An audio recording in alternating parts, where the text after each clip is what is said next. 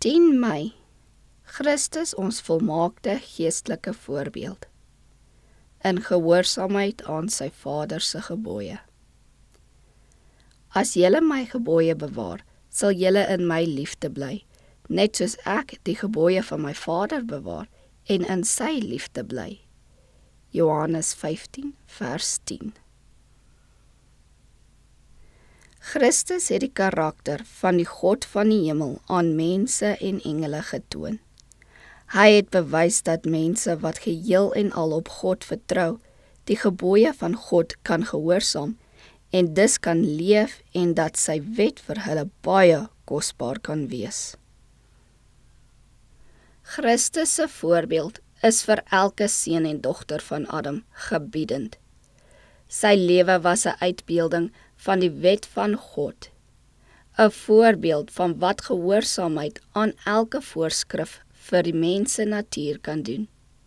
Hy is ons voorbeeld en van elke mens wat kan dink, word verwag dat hy in sy voetstappe moet volg.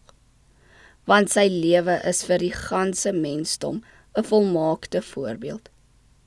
Christus is die voltooide karakterpyl wat elke mens kan bereik. Hoe het die Verlosser van die wêreld gewandel?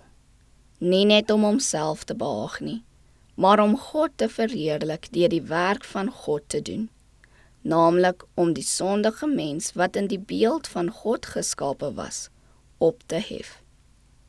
Deur middel van sy voorskrifte en sy voorbeeld het hy mense die weg van geregtigheid geleer. Hy het die karakter van God uitgeleef en aan die wêreld die volmaakte sedemaatstaf in mense vlees vertoon. Die 2 vernaamste voorskrifte van die wet moet die gedrag van die ganse mensdom reël.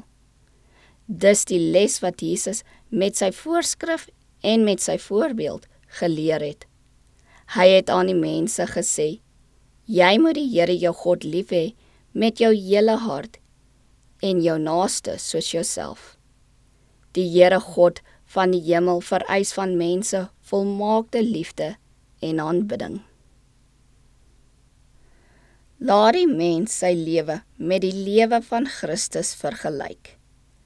Hy moet die voorbeeld volg van hom wat die wet van Jehova uitgeleef het, wat gesê het dat hy die gebooie van sy Vader bewaar het. Hulle wat Christus volg, sal gedurig die volmaakte wet van vryheid aanskou.